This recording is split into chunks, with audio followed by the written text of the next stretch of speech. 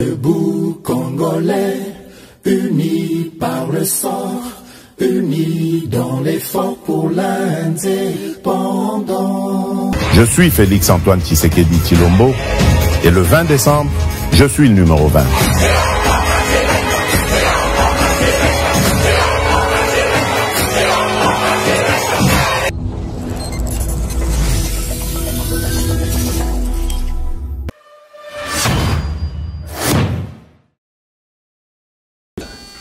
Matondo mingi nabino balandi GCAM Télévision, merci mingi nabino pona boponi chaîne oyo yabino GCAM Télévision et longo na émission Debout Congolais. De partout vous nous suivez à travers la République démocratique du Congo. Ngai Samba Olonga mwana mboka Congo nazana esengwa koyeba bino ebele pe kopesa bino matondo mingi pona fidélité pe confiance nabino oyo bo renouvelaka de temps en temps na émission oyo ya éclairé to bengaka Debout Congolais.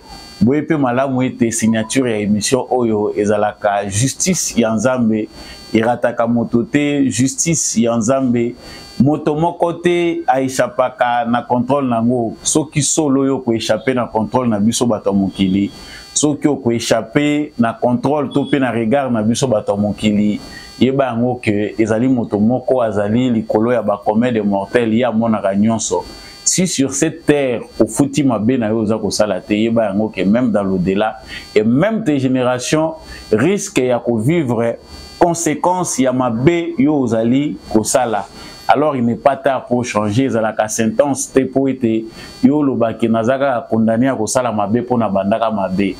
Répands-toi, salam malamu, parce que mukili evandinde na kosala malamu de assurance y a vu meilleur pour le présent pe pour na futur. Actualité na biso ezali dominé kaka na campagne électorale.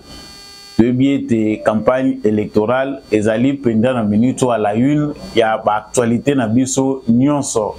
Bien qu'à l'est de la République démocratique du Congo, ça crépite encore, balle les alliés Kobeta, bitumba contre les terroristes et armées rwandaises, au Paul Kagame, Azali chaque fois côté dans la est de la République démocratique du Congo. Mais la campagne continue son bon train.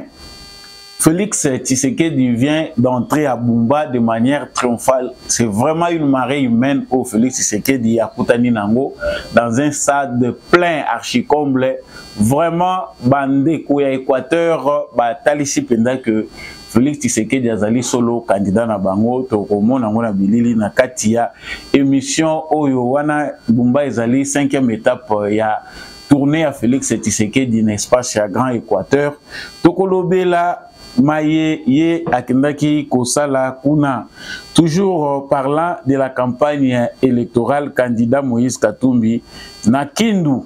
Mais avant tout le bilalika tourner na Kindu, Moïse Katumbi na Bukavu atalisi bande kwa Bukavu ke azako senga na Denis Mukwege pe Vital Kamerhe ba se joindre na ye pour na ko renforcer ba chance ya opposition na présidentielle prochain. Donc ya za senga et puis abeti li solo ndenge nini Vital Kamerhe akosamaki makambo bayokanaki na Félix Tshisekedi akopisi yango te. Dessous des cartes paysannes concernant Maïleka qui pourquoi Moïse Katumbi cite le nom de Vital Kamerhe. Est-ce qu'il y a-t-il makamweza koleka na CNC? Est-ce que Vital Kamerhe est-il de bon cœur avec son candidat, le candidat qu'il a bien choisi, Félix Tshisekedi? Et dans la batumoko bazali à l'extérieur du pays, bazali ko se réclamer d'être de l'UNC, mais bango ba se peli na décision à leader na bango tendenga salier na Félix Tshisekedi. Et puis bango baza kotalisa ki en tout cas ezali choix na bango te. Qu'est-ce qui s'est passé?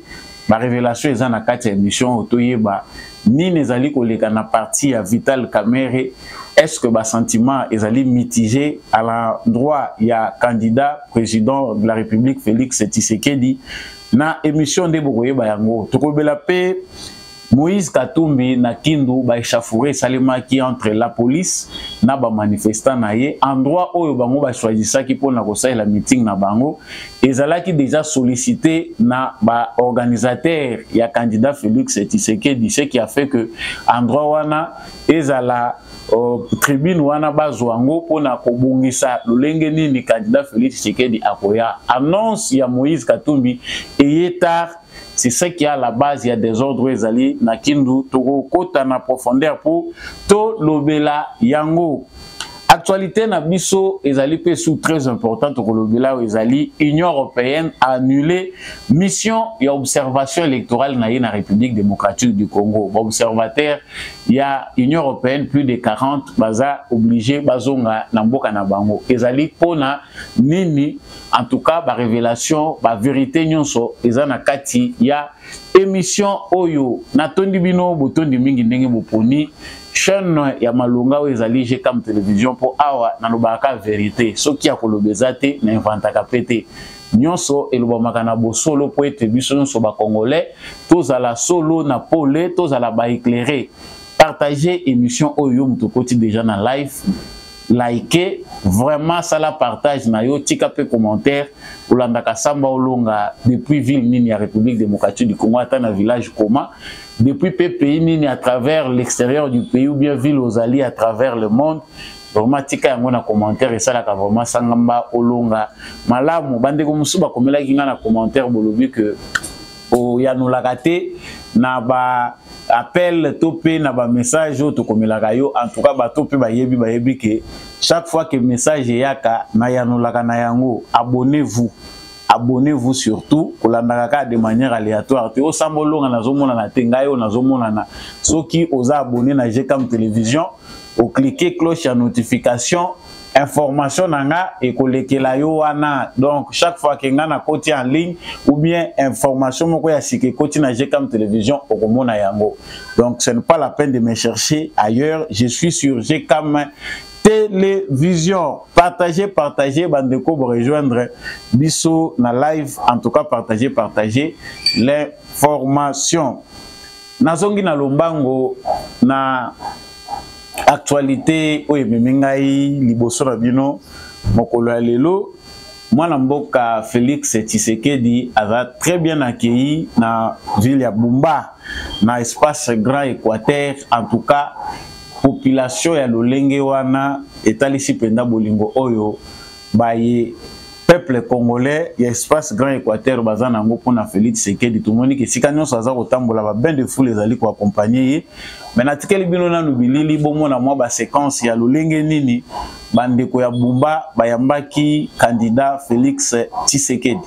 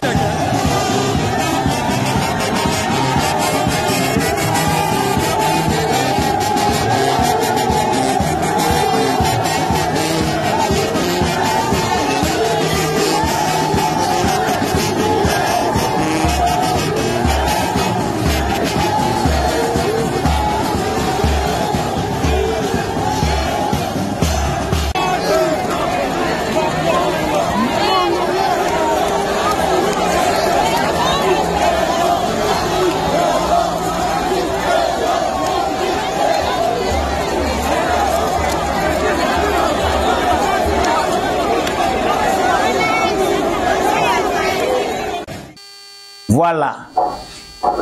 Wana bouti komona ezali ba image. Moi quelques images. Vraiment il y a ambiance où est régné na kokita ya Félix Tshisekedi na Bumba uta na avion kino aza kokende na stade sika wapi oye esingelaki ya solola na bandeko ya Bumba.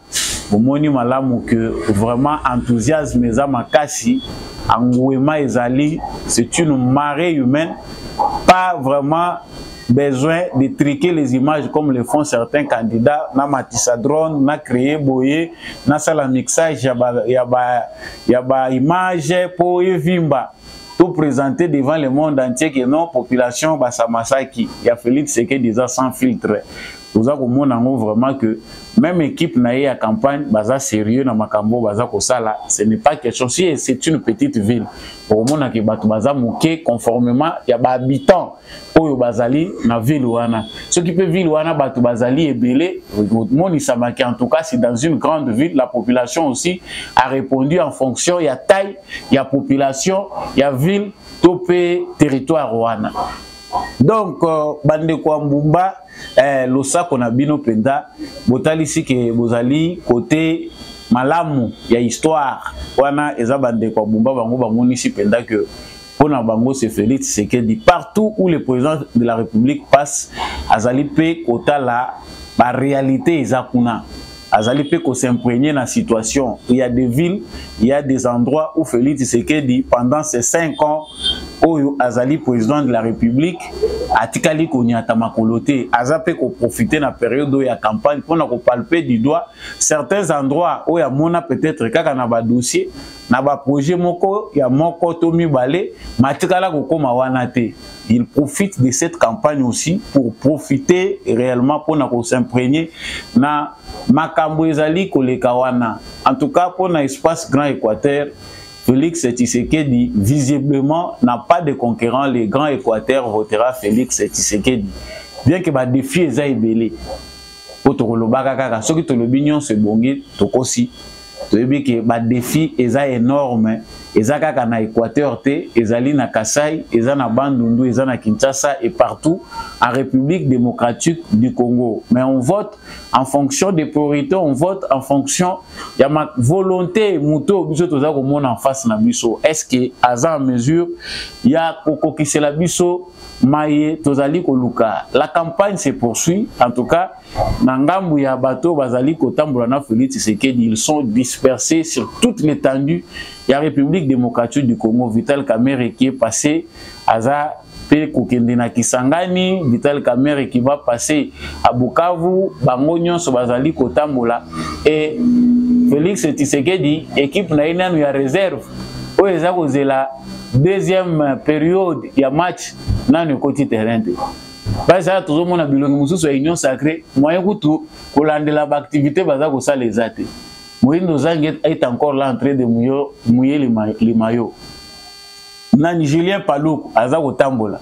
Ah, on a nous tout le monde qui sur le terrain pour pas qu'il ne peut Otambola, Nabuka, Nord Kivu. On voit que certainement cette campagne nous permet déjà d'avoir une idée. Nous allons comprendre déjà à travers le sondage comment élection et coquille comme maman. Dengeni ni candidat Félix Tshisekedi. Azako Tambola, tout ça comme on appelle Martin Fayoulou, qui continue aussi sa campagne avec difficulté. Et pendant ce temps, d'autres candidats n'amaye wow. Boye la biso ba $100 000, boye la biso ba $50 000, même 10 000, même $5 000, tout la Sabino Dingeni ne va créer un emploi na Congo. Quelque part, c'est être sorcier. Nazomona ba candidat wana nyonso, votre place, c'est l'enfer. Vous êtes sérieux? Comment yo candidat qui ko bebi sambongo na seni au pesi à caution après ozo ko lela na suka na kangami quelque part na zana na mbongo te awa ata avion moko ezoyate boyo linga ko za la candidat président na ndingo yebeli Congo o préparer te que na zana avion moko na luwaki ou bien jet moko na luwaki ko permettre nga ba déplacement yo prévoyait que c'est de la pure comédie. Nous sommes dans un pays où c'est facile de s'acheter une Jeep de 200 000. Bon, bien sûr. Mais aux autres, on m'a dit pas $200 000. Autant que nous avons belé à poussière. Pour que nous boss na quartier où les pauvres bateaux de belé. Tika air moko kulu ne sa sakabino. Ba kulu na bazo que na kuluka bateau ba bazo bomaka ba paisible citoyen ko kataka bango ba machette. Mais c'est à vous qui devez s'attaquer parce que vous êtes raisonnable été. La richesse, c'est aussi une responsabilité.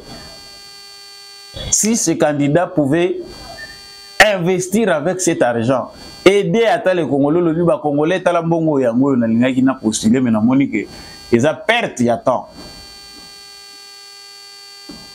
Nous évoluons, la campagne de Félix Tshisekedi continue, en tout cas, ils ont des bons trains. Du côté à candidat Félix Tshisekedi, on ne signale pas un incident. Incident, Yamabe ezalité. Yambo tokende na makambo etali candidature topé campagne pardon ya candidat Moïse Katumbi tozongi sima makambo oyo Moïse Katumbi azako lobalobi.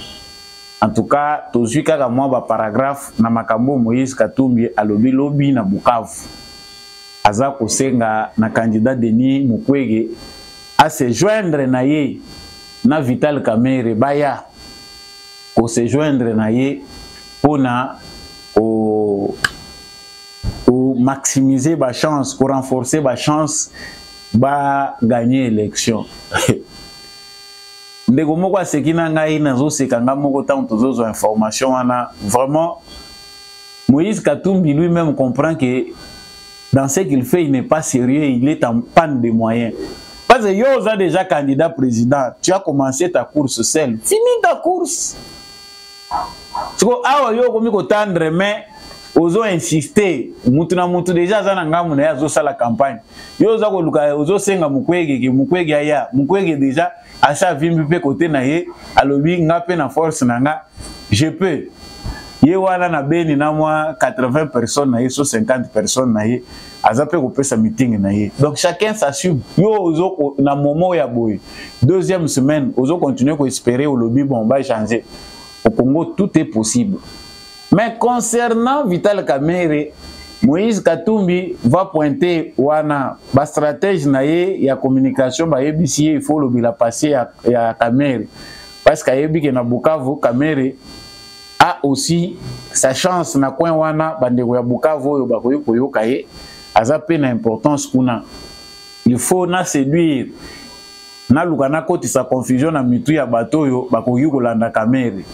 Non, Kamerhe akosamaki na Félix Tshisekedi, nyonso bayokanaki bakokisi yango te, akangisi injustement. Wow!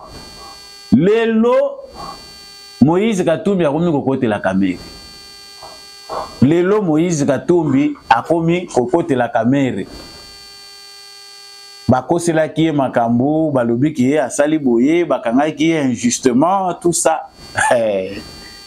Campagne yo ekolobisa bababa.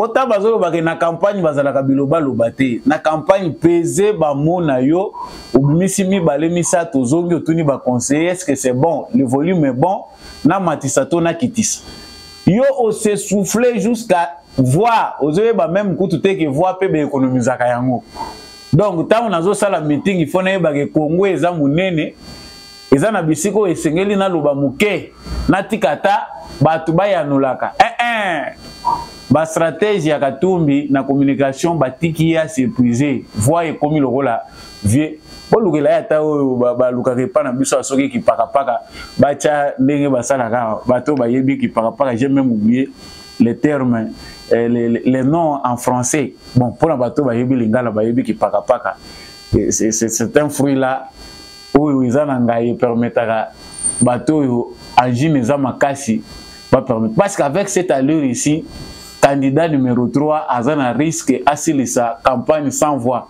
pour comment on a bisika moko loba lisusuté hein et là c'est important voix ezo yo kana lisusuté ba yebisa ko ezapet ti oya ko koma koto oyo ka pege bale yo mbongo hein parce que koto yo na yeko mona fiche moko ba tiango na palais du peuple na ville à Kinshasa ba tia na palais du peuple le batali sango na balabala batali sango na palais du peuple. Vraiment, ata beaucoup escroquer moninga mais soyez quand même sûr que bozo salata musala ou eko permettre qui a soufflé quand même.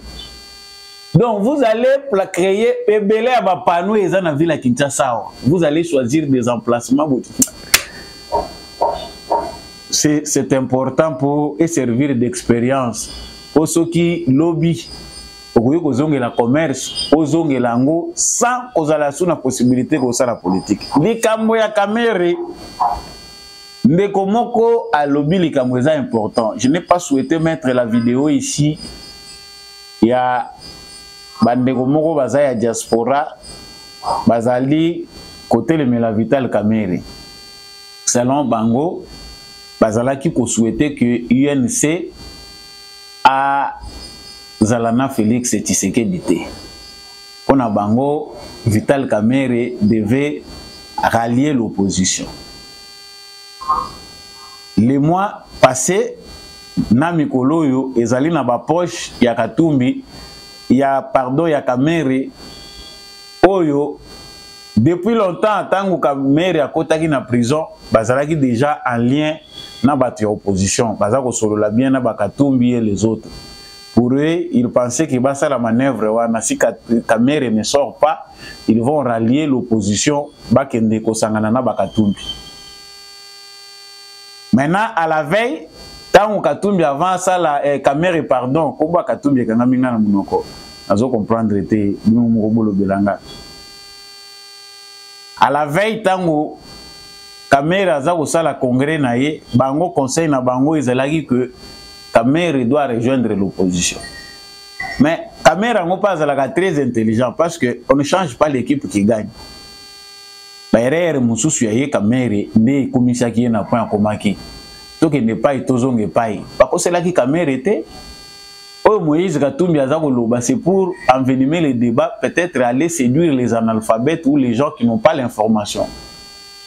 Ça biloko to koloba na campagne te toza na campagne électorale, mais la vérité reste la vérité. Il y a certaines erreurs commises par lui qui lui ont coûté ça. Et s'il est sauvé, c'est parce que nous sommes encore au début. Justice pèse la clémence. Ceux qui m'ont reconnaître, même en Katimini, à Bongisi, politiquement, moi, parapluie, ça existe. Même aux États-Unis, même en France, vous voyez pas un chef d'État, vous voyez pas certains hommes politiques à un certain niveau. La justice aussi collabore, collaboration est à la. On s'en passe. Bango, bakota qui contacte. Et l'autre, tonga lokola bis. Yen semi balé. Yen semi mususu balobi bango baralier Katumbi. Ba mususu bazana Félix Tshisekedi. Mais Kamerhe de lui-même a donné ce choix-là. Ba oyo baza d'accord na choix wana te bakende ko sala partie na bango, c'est comme ça qu'ils se sont entendus. Donc d'où nace Moïse Katumbi espérait débaucher Kamerhe et de sommes d'argent ezalaki mikuna. Donc tant que kotanga Kamerhe bo ralienga, c'est avec l'espoir que ekoki kokokisama ndenga tolobaka que l'espoir fait vivre. Tango bande kona biso ebele bazada ko s'enflammer ye Kamerhe soka linga trahir bochamai na vino. Bochamai na vino Kamerhe azazo bate, il a vraiment intelligence na ye eza makasi. Sagesse c'était mais intelligence. Alors chacun sait choisir dans moment oyo soko yo longwe une équipe eza gagner oyo côté une équipe oyo moko poni. Ah, qui sait? Ba détenteur peut bazali na campagne électorale. Tantôt est-ce que ba américain balobi nini? Est-ce que surprise yo ozali na maître na yo azana ngambo ya gauche na droite ozoke ne kolukani. On ne sert pas 2 mètres. Murmure aux agoyogues parce qu'il y a déjà la nuit, ils vont écouter autre chose. La journée, ils sont là. Attention, attention, attention. Kamerhe nous dit il ne faut pas minimiser l'adversaire. Ah, Ayoki Nini, qu'est-ce qu'il a écouté? Information Nini, Azanango, c'est le plus important. Na moment où tu as mbongo etamboli na ndenge nyonso. Ce qu'ils veulent obtenir, bato bazako chambongo, que ça soit Katumbi, que ça soit bato bazo songi à l'extérieur du pays, c'est que Félix Tshisekedi azala abandonné par certains principaux alliés, bato bazali kobima, kocha mituna Tshisekedi ba panzana. Mais esimbite les camps de l'unité, les camps du Congo, eza solide. Oya kolongwa na camp wana yemo kwa yebika venir na eza problématique. Et à Kindu, tant que Lobawa, Moïse Katumbi, stratégie de victimisation et de côté. Talanden de Kwazo Kufa, Nicolo, il y a makambo ezanga tina. Parce qu'on cherche que les gens meurent pour se victimiser. Ah, babomi biso. Stratégie au banda bo bandi ango. Ils ont aussi mbatté. Moi, quelques marches à Kinshasa avec les Martin Fayoul et les autres. Oh, bah tirer à balles réelles. Oh, bah zaku bomabat. Oh, bah bomi moana. Oh, bah saliboy. À Kindu, la vérité est que Félix Tshisekedi équipe nae est mieux organisée. Bah si bah prévoyaki. Félix Tshisekedi aza yé muto aza ko assumer va faire courante c'est aza na nous président. Aza en place. La minute yé muto aza ko engager Congo. Les endroits où ils ont été colonie frise à la sûre. Tant que baza kotala na Kindu, ndenge ya koye la place nini to seigneur meeting, ba saisir déjà tribune officielle oyo esika wapi ye ligneki abongisa. Bakangi yango parce qu'il faut ba bongisa descente ya Félix candidat Félix Tshisekedi na Kindu, il faut makambo ezala na ba bonne condition. Bino boye na retard. Bien que boza ko envisager matata poni était déjà venu à na Kindu. Pour prendre soin de ya ko informer ba autorité urbaine. Ndenge nini bo bongisi mabongisi na bino, date na bino, événement na bino. Bozo ya ko ya moment oyo basi déjà ba saisir endroit wana pona ko bongisa yango pona candidat wa zoya. Et comme Moïse Katumbi veut se victimiser, bango ba décider que avec force bakende ko s'imposer na tribune officielle bisika wapi meeting oyo nani baza ko bongisa sika. C'est comme ça que cet itinéraire wana e bongisa mité itinéraire wana la police a yebi angote. La police a disposé à sécuriser batu ayebaka itinéraire ayebaka endroit baza ko ba disposition pour ba sécuriser batu. Mais lui va s'entêter pour na kotinda batu allons bakende ko s'affronter. Ah par mégarde de Goana, l'issance peut côté yebani et outil yebanité. Parce que jusque là, rien, aucune enquête, ils ont que l'issance wani outil na policier. Est-ce que ça l'issance y a policier ou est-ce que l'issance y a mouta outil na kat ya population? Des événements comme ça, nous avons vu autant. Bateau en panne de stratégie, baza ko lukandeli na ko se victimiser, baza prêt à ko boma même bateau na bango moko. Tout monde a likambo ya ndeko Cheribe Okende, paix à son âme, et Bembeti Chikoyo Bakondite. C'est toujours dans la stratégie. Après l'Iwa Cheribe Okende, on a vu Moïse Katumbi sillonner toutes les ambassades. À Kena ba chancellerie nyon soa Okende Kolobandenge nini opposition est en danger. C'est-à-dire, c'est de là qu'il s'est même affirmé qu'il est un candidat. Il est un candidat de l'étranger. Et ça, le seul logo à Kolobate, oyebi.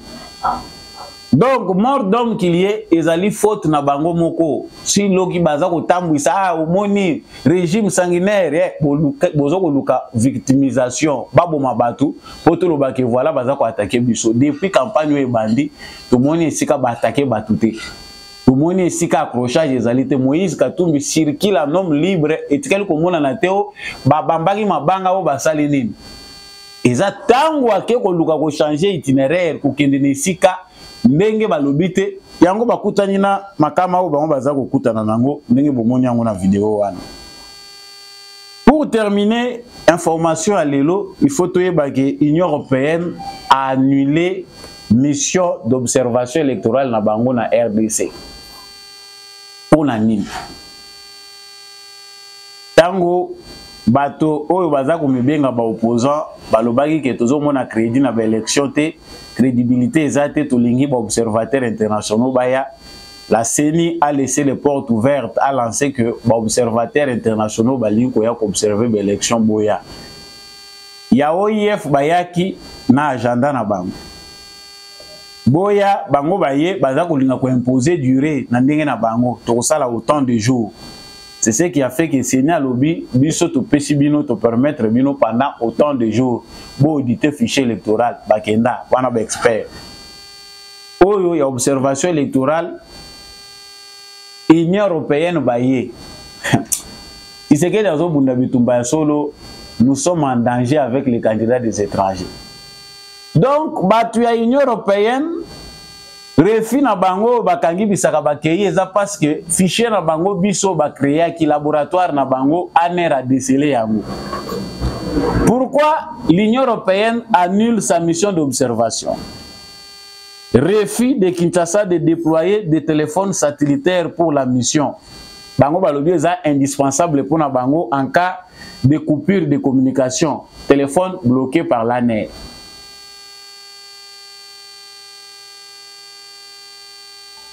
Donc, bango, basi bayaki pena matériel na bango. Ba installer pendako, baza pena ba ordinateur na bango, baza na ba téléphone na bango, c'est-à-dire baye déjà na seni na bango à part. Koto yo, biso toza kozela kapaka Katumbi aza kosala campagne, donc de Katumbi aza ko mobiliser pour na eloko na bango basi ba préparer. En 2018, Kabila bengana ka Union européenne. Bagenda kosaila laboratoire na bango libanda mboka na France oyo place wapi ba inventaka mensonge ya siècle oyo etikala na batu mususu ti lelo Fayulu a gagné les élections etika batu ba handicapé ti lelo place wapi bazala ko monter bango bazali banda musika na mboka bango moko déjà ba créer cartographie électorale basi ba pesi ba pourcentage ba pesi ka Fayulu 60% soki 60 combien de pourcent ba pesaki ba tcheti sekedi na sima ya Shadar. Ça, c'est le résultat de leurs élections, de leurs laboratoires. Donc, mission d'observation, il y a l'Union européenne, et l'Union s'est substituée dans CENI. Makambu tomona gisho lazaro loba wa lobi biso toza déjà na ba moyen na biso toza na ba observateur na biso ba kozala na ba chaque centre ba résultat kozala publier na ba bureau de vote une fois élection terminée ba publier ba résultat na chaque bureau de vote. Nous aurons déjà les résultats en même temps. Il faut que ces résultats-là soient conformes à celui de la CENI. Si le résultat n'est pas conforme à celui de la CENI, c'est-à-dire c'est la tricherie et nous devons nous assumer parce que la Constitution nous oblige, nous autorise. Article 64. Tala lelo ndenge vérité bimi polele. Donc, comme il y a chole na Union européenne, il y a ba catholique na Union européenne ici là té.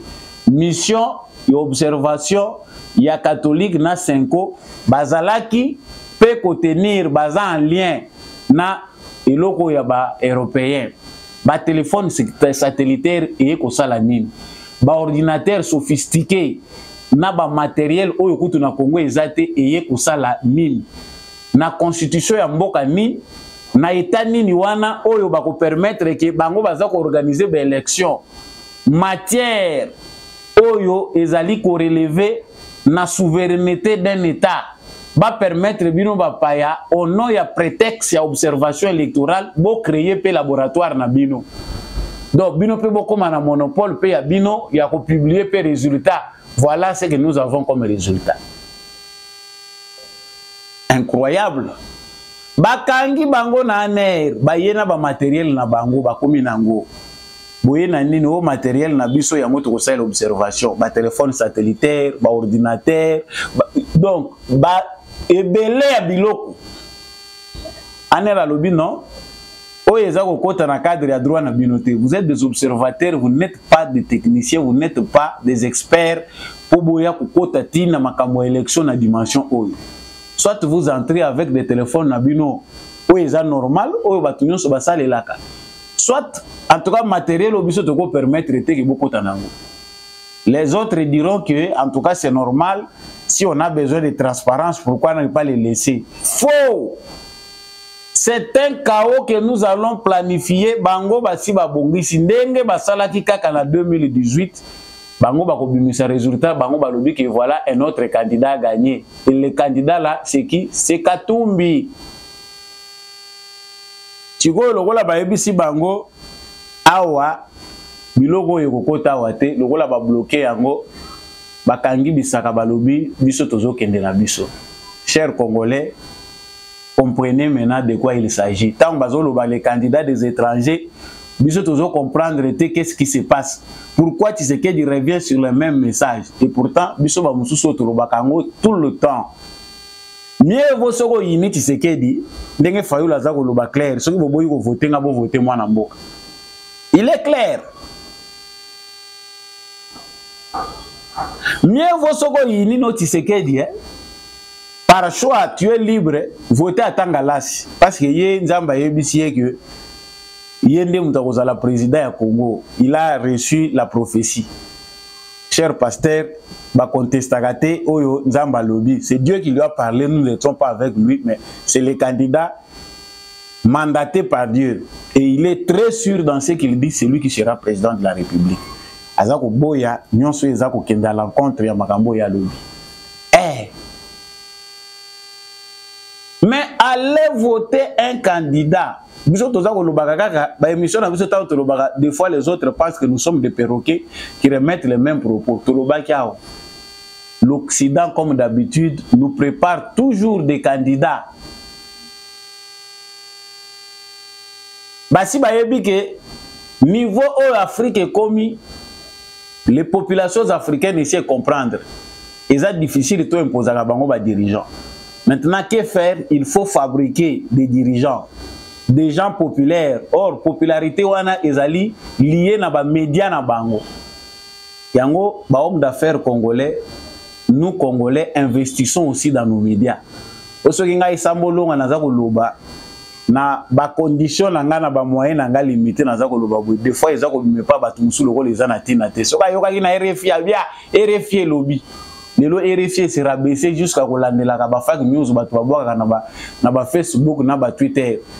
Non, voilà image telle ba kosi c'est pas ce qui a réalisé et comme musala ya RFI.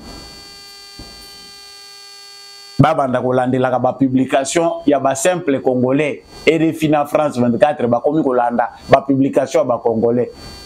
Voilà là où on est arrivé. Donc l'Union européenne qui part bon débarras.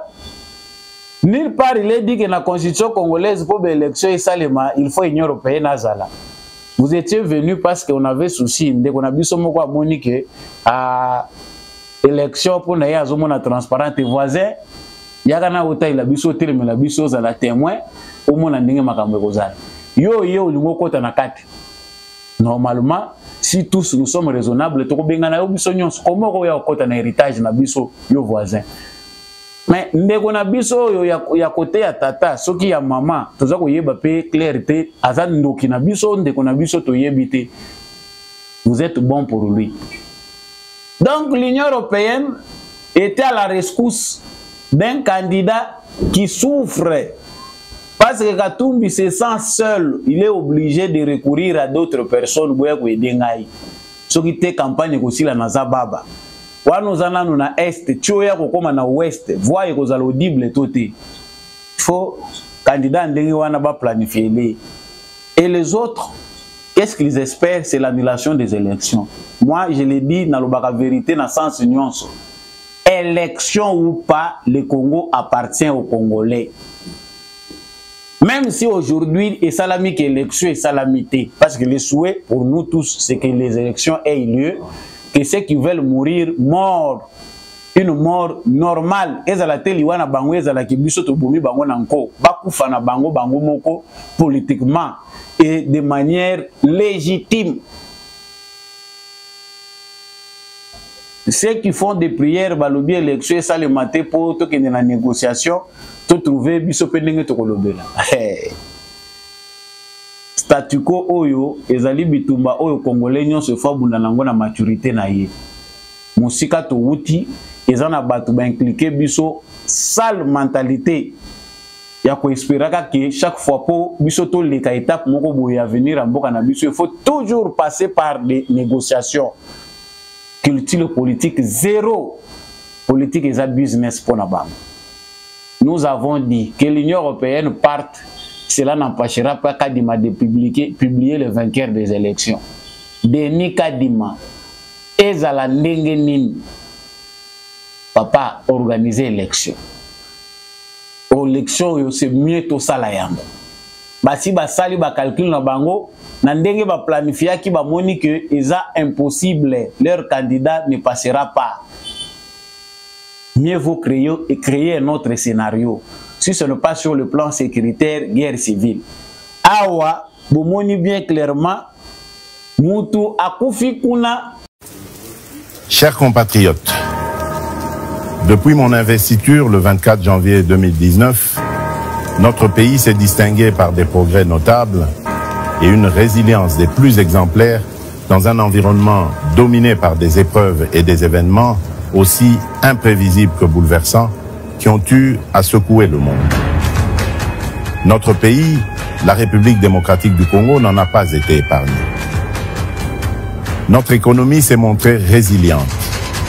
Il en est de même de nos populations qui, avec bravoure, se sont dressées comme un seul homme dans les provinces de l'Ituri et du Nord Kivu, en proie à l'agression de nos voisins et au terrorisme.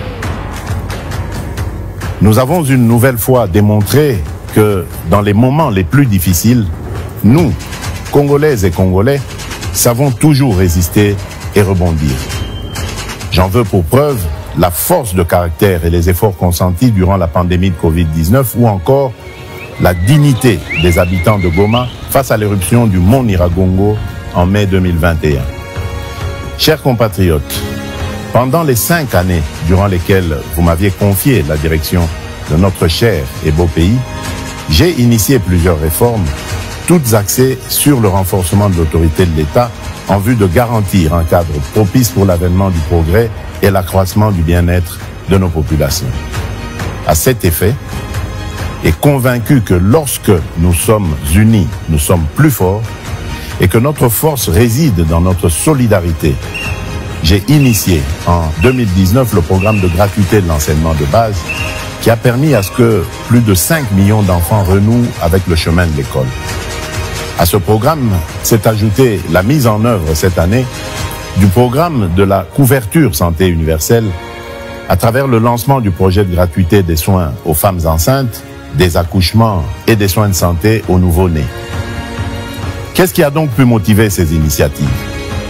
Pas une simple posture politicienne, mais plutôt la réelle volonté de voir émerger un Congo fort et prospère et à la souveraineté affirmée.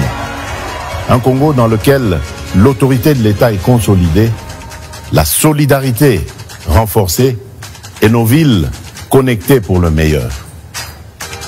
Ma motivation est également celle puisée dans la conviction qu'il n'existe aucun principe constitutionnel qui dispose des disparités rencontrées dans notre existence collective. C'est fort de ces convictions que j'ai tenu à lancer le programme de développement local dans les 145 territoires, en partant de la conception que les conditions de vie ne peuvent être radicalement différentes selon que l'on vive dans une grande ville ou dans un village reculé au sein de notre territoire national. Ces efforts, nous devons les poursuivre. Au moment où je sollicite ce deuxième mandat, mon ambition est d'aller jusqu'au bout de ce que nous avons si bien commencé pour réhabiliter le citoyen congolais dans la plénitude de sa dignité et dans sa fierté d'appartenir à notre chère et belle nation. Je sais que ce sentiment dépend de sa garantie de trouver un emploi décent, lui permettant de couvrir les besoins de sa famille. Il dépend aussi de la garantie d'avoir accès aux services publics de base et de jouir de la protection de l'État. C'est pourquoi j'ai décidé d'aligner le deuxième mandat par la confiance que vous me renouvellerez sur 6 engagements majeurs, à savoir, premièrement, l'engagement de créer plus d'emplois au moyen d'une approche volontariste avec des solutions tirées de notre vécu quotidien en accélérant la promotion de l'entrepreneuriat. Deuxièmement, l'engagement de protéger le pouvoir d'achat de tous les citoyens congolais contre les aléas des prix à l'importation et les variations du taux de change afin de leur assurer une qualité de vie stable et digne en maîtrisant davantage le cadre macroéconomique. Troisièmement, l'engagement d'assurer avec plus d'efficacité la sécurité pour tous au moyen d'une restructuration profonde de l'appareil de sécurité et de défense, ainsi que la sauvegarde de nos intérêts par le renforcement de l'Académie diplomatique congolaise. Quatrièmement, l'engagement d'intensifier la diversification de notre économie et d'accroître sa compétitivité en procédant par l'intégration de l'espace national en un marché unifié pour mieux la préparer à la transformation des produits agricoles et miniers bruts. Cinquièmement, l'engagement de garantir plus d'accès aux services de base en assurant la réception des soins de santé de qualité et un accès universel à l'enseignement primaire et secondaire, à l'eau et à l'électricité, ainsi qu'à la protection sociale. Et enfin, l'engagement de renforcer l'efficacité des services publics à travers la construction et l'amélioration des infrastructures routières, aéroportuaires et touristiques, tout en réduisant la fracture numérique sur tout le territoire national. Oui, fort de tout ce que j'ai pu démarrer avec vous, ma conviction demeure qu'un nouveau Congo est réellement possible et je ne ménagerai aucun effort pour capitaliser sur les résultats déjà obtenus et les leçons apprises pour que cette vision de grandeur, tournée vers un futur meilleur, produise les résultats escomptés. Puisque nous avons déjà pris le train du progrès, ne prenons pas le risque le 20 décembre d'aller vers l'inconnu. Poursuivons sur cette lancée pour un Congo plus uni, mieux sécurisé et plus prospère. Je suis Félix Antoine Tshisekedi Tshilombo et le 20 décembre, je suis le numéro 20.